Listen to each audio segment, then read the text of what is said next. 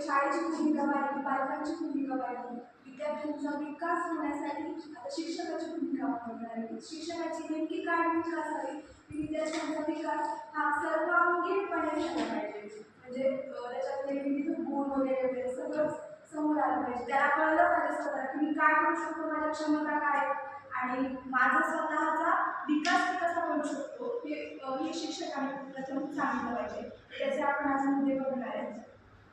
त्यातला पहिला मुद्दा आहे बौद्धिक विकास.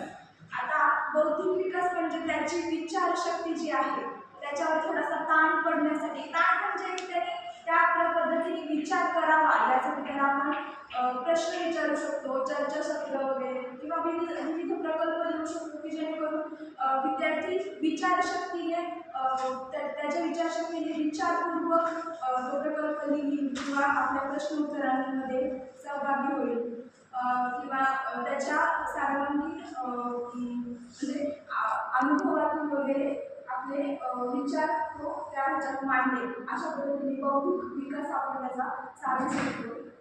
दुसरा मुद्दा आहे भावनिक विकास. आता भावनिक विकासामध्ये त्याला आपल्या म्हणजे आपल्या इतरांबद्दलही आत्मीयता वाटली पाहिजे किंवा त्याच्या ज्या भावना आहेत त्यावर त्याला कसं कंट्रोल करायचं. इतरांबद्दल राग द्वेष त्याला येऊ नये. त्या एक ते वय असं असतं की त्यांना पटकन त्यांचे मूड चेंज होतात.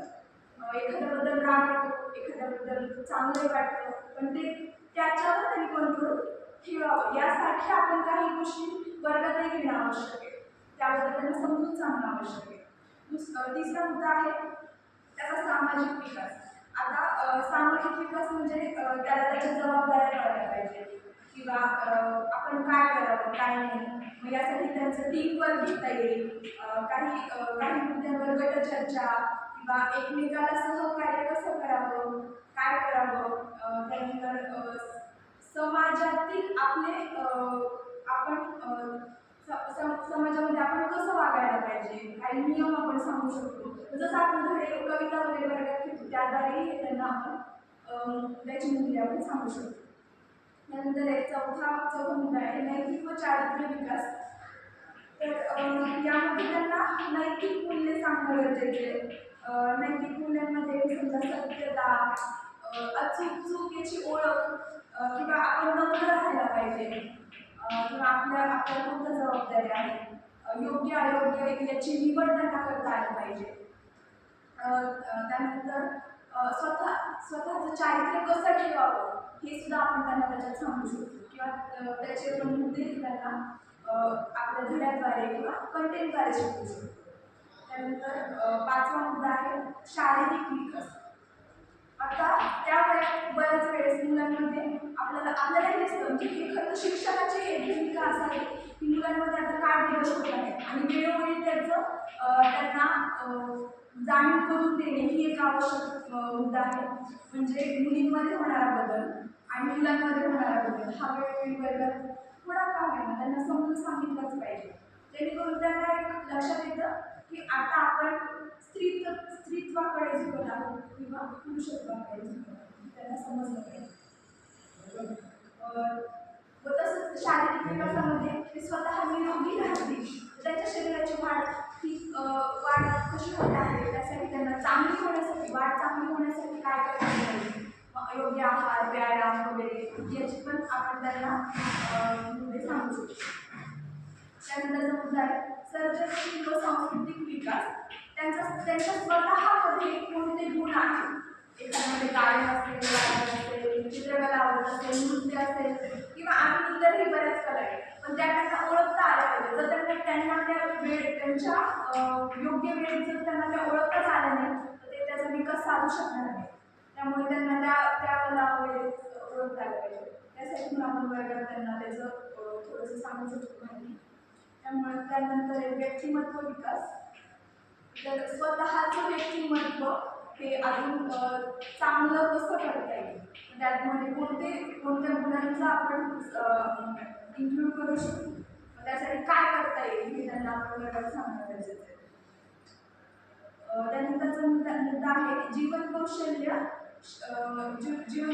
शिक्षणात भूमिका. जीवन कौशल्याची भूमिका.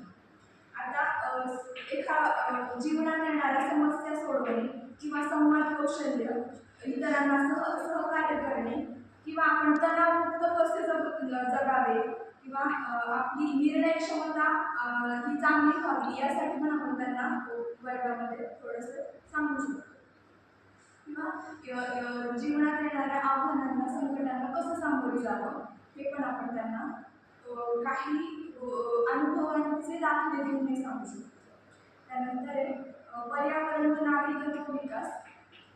आता आपले पर्यावरण म्हणजे आपली एक नागरिक म्हणून आपली स्वतःची जबाबदारी, तसेच आपण आपल्या आजूबाजूचे वातावरण किंवा त्या बाबतीत आपली काय कर्तव्य आहे हे पण आपण त्यांना सांगितलं पाहिजे. म्हणजे पर्यावरण स्वच्छता, स्वतःची स्वच्छता ही पहिली एका नागरिकाचे कर्तव्य आहे. इतरही बरेच कर्तव्य जसं मतदान वगैरे मग ते 18 कंप्लीट झाल्यानंतर आपण त्यांना सांगू शकतो.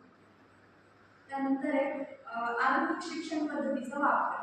आता बरेच मुलं मोबाईल, कॉम्प्युटर किंवा वगैरे या इतर सगळ्या ज्या तांत्रिक गोष्टी आहेत त्यांचा वापर काय करतात, गेम खेळण्यासाठी, मूवीज बघण्यासाठी किंवा इतर स्क्रीन टाईम त्याच्यामुळे त्यांचा वाढतो आणि खूपच फालतू गोष्टींमध्ये त्यांचा वेळ खूप जातो. पण त्याऐवजी त्या गोष्टी टाळून त्यांना त्या गोष्टींचा ज्या तांत्रिक गोष्टी आहेत त्याचा वापर चांगल्या गोष्टींसाठी कसा करता येईल याबद्दल आपण त्यांना वेळोवेळी मार्गदर्शन केलं पाहिजे. किंवा आपण आपले प्रकल्प किंवा जे काही प्रॅक्टिकल्स त्यांना देणार आहेत तर ते त्याशी रिलेटेड द्यावे की त्यांना त्या तांत्रिक गोष्टींचा वापर हा चांगल्या रीती करता आला पाहिजे.